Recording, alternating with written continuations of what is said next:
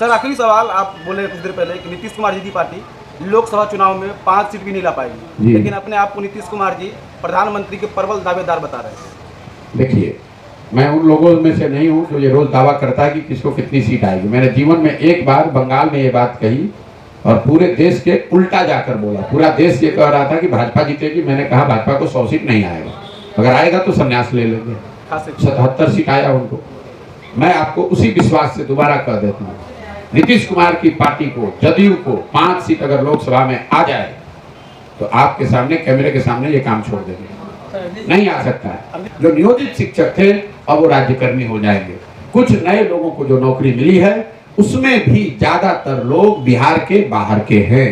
तो बिहार के नए लड़कों को जो रोजगार मिलने की बात है वो 1,25,000 नहीं है, वो कुछ हजार है। वो आंकड़ा भी मैं जब एक बार सरकार को नियुक्ति पत्र देने दीजिए तो मैं एग्जैक्ट संख्या भी आपको 2-4 दिन में बता दूंगा। आप और हम फिर अगली बार वोट होगा तो जाके उसी नीतीश कुमार को जात के नाम पर, धर्म के नाम पर वोट दे देंगे।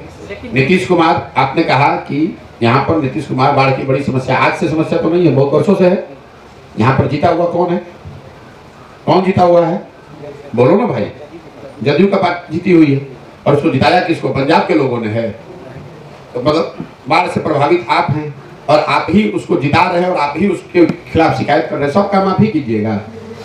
ये बात तो मैंने आपको बताया शुरुआत में कि लोगों की समस्या ये नहीं है कि शिक्षा ज्यादा खराब है कि बाढ़। लोगों की सबसे बड़ी समस्या ये है कि जो उनकी समस्या है उस पर वो वोट ही नहीं करते हैं।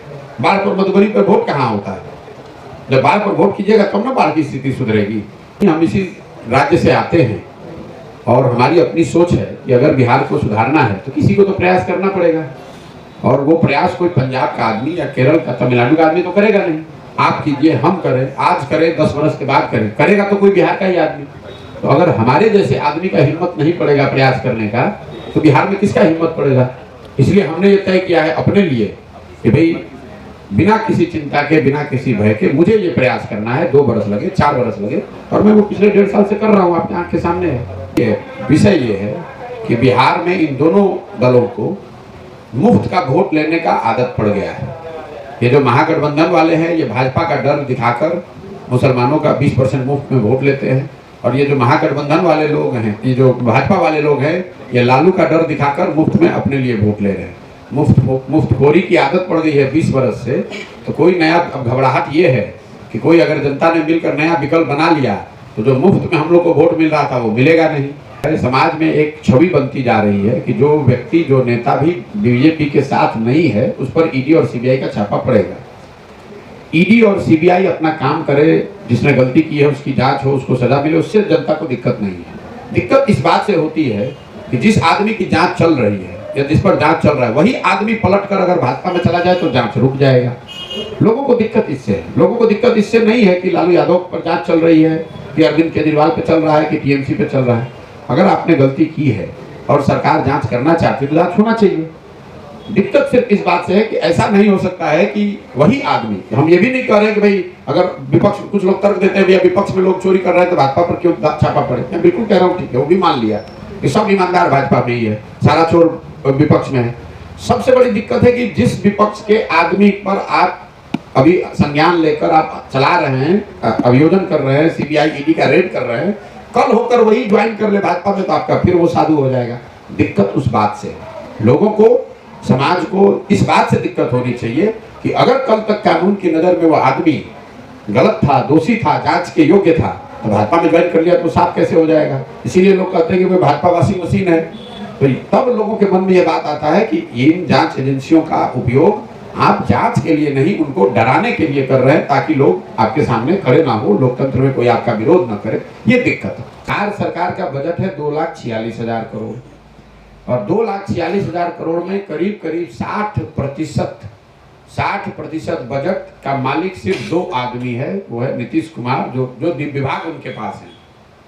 मुख्यमंत्री होने के नाते तो सबके मालिक हो गए, लेकिन जो विभाग उनके पास हैं उनका बजट, तेजस्वी यादव और नीतीश कुमार के पास जो विभाग है, इन बजट को जोड़िएगा तो बिहार सरकार का 60% बजट सिर्फ 2 लोगों के पास है।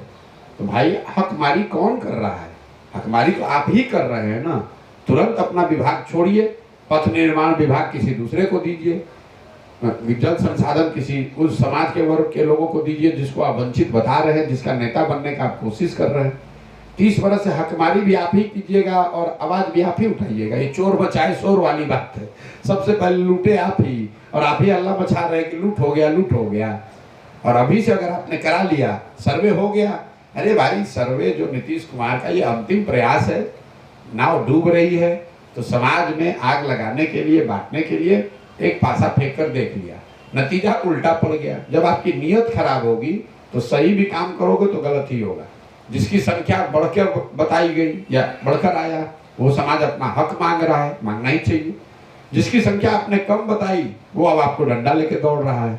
तो राजनीतिक इसका असर ये है कि ये उल्टा उनको पड़ेगा दाव। आप देखिएगा अभी चुनाव होगा तो, मैंने उस समय भी कहा जब ये सर्वे आया, नीतीश कुमार की पार्टी को लोकसभा चुनाव में 5 सीट अगर आ जाए तो मैं ये पूरा काम छोड़ने को तैयार हूँ। उनको 5 सीट नहीं आएगा इनका। मैं जदयू की बात कर रहा हूँ, महागठबंधन की बात नहीं कर रहा हूँ। जदयू को 5 सीट नहीं आ सकता है। अगर आए तो जिस दिन रिजल्ट आएगा लोकसभा का तो हमसे आकर मिल लीजिएगा, हम उस दिन ये काम छोड़ देंगे आपके साथ।